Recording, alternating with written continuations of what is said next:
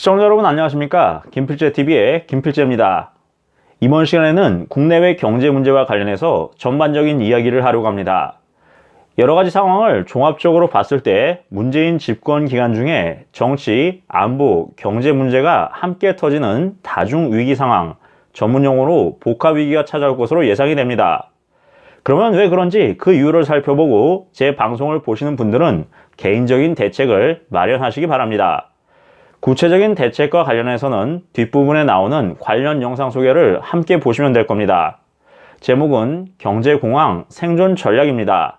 그러면 지금부터 복합위기가 어떻게 우리 사회에 찾아오게 되는지 알아보도록 하겠습니다. 미스탠퍼드 대학의 경영학과 교수 출신의 짐 콜린스는 How the Mighty Fall에서 기업도 인간 환자의 경우처럼 1기에서 5기까지 악화된 다음에 몰락한다는 것을 발견했습니다. 콜린스 교수는 강대 기업은 물론이고 어떤 기업도 몰락이라는 질병이 걸릴 수 있고 몰락이라는 질병이 그 원인의 조기 진단으로 치유가 가능하다고 보았습니다. 콜린스 교수에 따르면 병은 1기에서 5기까지 진행되는데 4기까지도 치유가 가능하다고 합니다. 그러나 일단 말기암에 해당되는 5기까지 진행되면 사망할 수밖에 없다고 합니다. 콜린스 교수가 밝힌 기업 몰락의 5단계는 다음과 같습니다. 제1기, 기업의 성공에는 세계 경기 회복, 국가의 적절한 경제정책, 그리고 운 등 수많은 요인이 작용합니다. 경영진이 이런 요인을 무시하고 성공이 오로지 자신들의 능력 때문이라고 생각하면서 오만해지는 단계입니다. 제2기, 일단 성공하면 우리는 무엇이건 잘할 수 있다고 확신하면서 사업을 무리하게 확장하는 단계입니다. 제3기, 회사가 잘못되어가는 징조가 여러 곳에서 나타나지만 좋은 년을 부각하면서 이를 무시하는 풍조가 만연하는 단계입니다. 제4기, 잘못되어가는 징조가 사방에 나타나서 외부로부터 심지어 국내 문화를 전혀 모르는 외국 사람을 구세주로 영입하게 됩니다. 구세주는 검증도 안 된 전략을 과감하게 추천합니다. 깜짝 효과는 있을지 모르겠지만 회사의 사정은 악화되어 사망 단계로 접어들게 됩니다. 마지막으로 제5단계는 멸망의 수용입니다. 경영진은 소생의 희망이 없음을 인정하고 청산이나 매각을 생각하게 됩니다. 선박에 헐수선 가설이라는 것이 있습니다. 모든 회사원이 승선한 회사라는 배가 대해를 항해할 때 배의 구멍이 헐수선 위에 작게 나게 되면 수리가 가능하지만 헐수선 아래 크게 나서 수리가 불가능하면 배를 버릴 수밖에 없게 된다는 가설입니다. 제 개인적인 판단으로는 대한민국의 경우 멸망의 4단계와 5단계 사이에 있다고 보여집니다. 그 이유는 우리나라가 지금 문재인 보유 국가이기 때문입니다. 박근혜 대통령 집권 시기 외교부의 2017년 업무보고 자료에 따르면 외교부는 현재 한반도와 주변 정세를 냉전 종식 이후 가장 엄중한 외교 안보 환경이라고 평가했습니다. 박근혜 정부는 당시 한반도 안보 정세와 관련해서 북핵 능력과 핵위협 증대, 미국 트럼프 행정부의 대북 정책의 예측 불가성, 중국 시진핑 정부의 사드 강경론, 그리고 미중 갈등 고조, 국내 탄핵 정국과 외교 안보 정책의 남남 갈등 재발 등 위기 변수가 동시다발적으로 발생하는 복합 안보 위기의 시대로 규정했습니다. 참고로 국립외교원의 전봉근 외교안보연구소 교수가 최근 공개한 보고서에서 언급한 세계 정치 수준에서의 각종 도전 요소는 다음과 같습니다. 먼저 한반도 차원의 도전 요소를 보면 분단에 따른 남북 간 전통적인 정치군사적 충돌 구조의 악화, 북한 핵무장으로 인한 남북 간 군사균형의 급변과 군비 경쟁 발생, 북한 정권의 불안정성과 과도한 공격성, 그리고 군사적 긴장 구조로 군사적 충돌과 확전 가능성 증가였습니다. 두 번째로 동북아 차원의 도전 요소를 보면 동아시아에서의 미국과 중국 간 강대국 안보 경쟁 심화, 트럼프 행정부의 반중 성향과 예측 불가성, 중국의 한반도 영향력 증대와 이중적 대북 정책, 그리고 아베 일본 정부의 과거사 강경론과 보통국가와 급진전이었습니다. 다음으로 세계적 차원의 도전 요소를 보면 탈냉전기 자유주의 국제질서의 위축과 국가주의 그리고 보호무역주의 추세 증가, 미국의 세계질서 지도국 그리고 세계경찰 역할 포기, 지역 분쟁, 내전, 테러, 실패국가 증가 등이었습니다. 마지막으로 국내 차원의 도전 요소를 보면 다음과 같았습니다. 외교안보 통일 정책을 둘러싼 남남 갈등 재발, 미국과 중국 관계 강대국 정책에 대한 정치적 혼란, 그리고 대통령 탄핵 정국으로 외교안보 정치 리더십 상실 등이었습니다. 전봉근 교수는 한반도와 동북아 안보 정세가 탈냉전기 들어 가장 불확실하고 위험할 것이라는 전망에 대응하기 위해서 정부 안팎에서 위기관리 역량을 대폭 강화해야 할 것이며 특히 이를 위한 조직 재정비와 정책 역량의 증대가 요구된다고 밝혔습니다. 이처럼 박근혜 대통령 정부 산하의 외교부는 지금과 같은 복합 위기의 시대가 올 것을 정확하게 예측했습니다.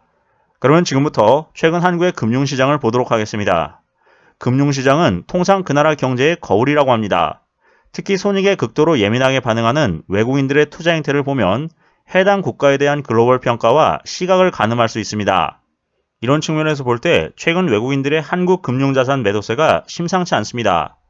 외국인 투자자들은 8월 들어서 코스피 시장에서 하루도 빠짐없이 주식을 순매도했습니다. 특히 8월 들어서는 연속 순매도를 하면서 1조 7천억 원 이상을 빼갔는데 지난해 10월 폭락장 이후 최장 기록입니다. 서울 외환시장에서는 원화를 내다 팔면서 원화 가치가 최근 급락했습니다. 이것은 대외적 요인도 있겠지만 외국 사람들이 그만큼 한국 내부의 문제를 심각하게 본다는 방증입니다. 상황이 이렇게 심각한데도 문재인은 지난 13일 우리 경제의 기초체력은 튼튼하다. 근거 없는 가짜뉴스로 시장 불안을 키워서는 안 된다고 말했습니다. 이와 함께 청와대 비서실은 유리한 통계 지표만 내세우면서 한국 경제를 자화자찬하는 데 전념하고 있습니다. 과거 외환위기 당시 경험했던 것처럼 금융의 속성은 도미노와 같습니다. 한번 무너지면 걷잡을 수가 없습니다. 외국 사람들이 한국 경제의 불안감을 느끼고 돈을 빼고 있는 현실을 가볍게 봐서는 안 됩니다. 한국 경제의 기초가 튼튼하다고 자화자찬할 것이 아니라 외국인들의 불신을 키우는 문재인 정부의 리스크를 걷어내는 일이 시급합니다. 그러면 지금부터 국제경제 상황을 보도록 하겠습니다. 보고 계신 기사는 미국의 USA 투데이 보도입니다. 조만간 장기적인 전세계 경기 침체가 올 것이라는 보도입니다. 구체적인 내용을 살펴보면 지난 14일 미국의 장단기 금리 역전은 전세계를 아래 공포, 즉 장기 침체의 공포로 몰아넣었다는 것입니다. 이와 관련해서 미국 백악관은 고위 경제자문관이 방송에 출연해서 경기 침체는 없다면서 단호하게 선을 그었습니다. 경제 역사에서 지난 50년 동안 5차례의 10년물과 2년물 금리 역전 뒤에는 어김없이 경기 침체가 발생했습니다. 아울러 평균 22개월 뒤에는 침체가 현실화됐습니다.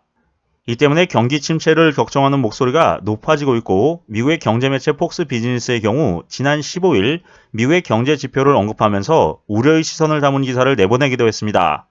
미국의 실업률은 연중 대부분 3.7% 수준을 유지하면서 수십 년 만에 최저치를 기록 중이고 일자리도 꾸준히 늘어나서 경제 확장이 지속되고 있음을 보여주고 있습니다.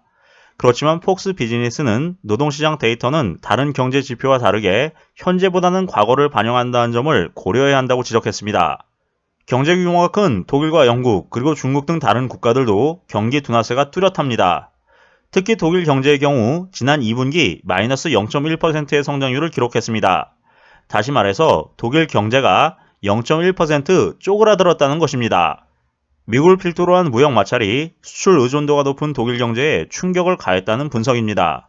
이와 함께 영국의 EU 탈퇴를 둘러싼 혼란도 악재로 작용했습니다. 독일 경제가 3분기에도 위축될 경우 공식적인 침체에 진입하게 됩니다. 경제가 2분기 연속으로 위축되면 침체로 정의하고 있기 때문입니다. 영국 역시 2분기 마이너스 0.2% 성장을 기록했습니다. 2012년 이후 최악의 성적입니다. 보리스 존슨 총리가 이른바 노딜 브렉시트를 강행할 경우 상황은 더욱 악화될 것이라는 전망이 우세합니다. 미국과 무역 전면전을 벌이고 있는 중국 경제도 하강 기류가 뚜렷합니다. 7월 산업 생산 증가율이 4.8%로 17년 이래 최저치를 기록했습니다. 미국의 중국에 대한 공세를 피해서 기업들이 앞다퉈 생산 라인을 베트남 등 다른 지역으로 옮기면서 중국 제조업 경기가 위축되고 있는 것입니다. 미국의 중국에 대한 공세를 피해서 기업들이 앞다퉈 생산 라인을 베트남 등 다른 지역으로 옮기면서 중국의 제조업 경기가 위축되고 있는 것입니다.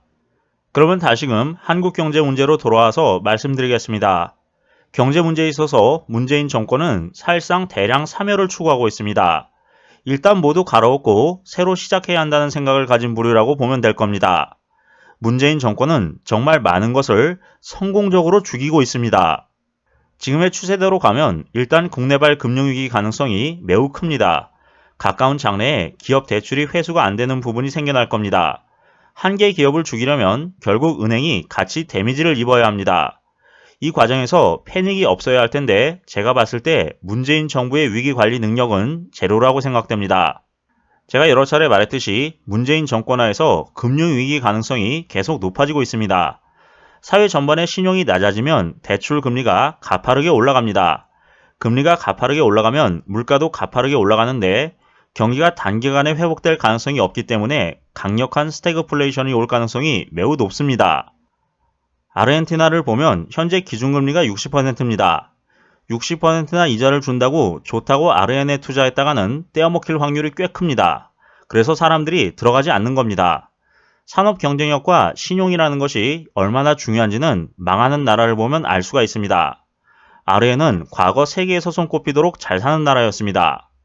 아르헨은 페론주의와 같은 좌파 포퓰리즘으로 나라가 망해서 적골이 됐습니다. 그나마 우리나라는 산업 경쟁력도 신용도 있으니까 당분간 금융위기를 겪더라도 아르헨 꼴이 나는 일은 없을 겁니다. 그렇지만 문재인 정권은 우리나라 산업 경쟁력을 죽이고 있기 때문에 가까운 장래에는 또 어떤 불행한 일이 일어날지 알 수가 없습니다. 따라서 아르헨티나가 어떻게 망했는지를 보고 우리도 많은 걸 배워야 합니다. 지금까지 말씀드린 것처럼 제 경우 경제 위기가 반드시 올 것으로 보고 있습니다. 다만 나라를 위해서 최대한 늦게 찾아오기를 바라는 입장입니다. 살다 보면 언젠가는 병마가 찾아오는 것처럼 경제 위기도 오게 마련입니다. 그렇지만 문제는 이번 문재인 정권의 경우 너무나도 잘못된 신념을 가지고 있기 때문에 경제 위기를 사실상 초래하고 있습니다. 따라서 제 방송을 보시는 애청자 여러분들은 앞서 언급했던 것처럼 경제 위기에 대비를 하시기 바랍니다. 이러다간 언제 올지 모르기 때문입니다. 그럼 오늘 방송은 여기서 마치도록 하겠습니다. 끝까지 시청해 주셔서 감사합니다. 다음 시간에 또 찾아뵙겠습니다. 김필재였습니다.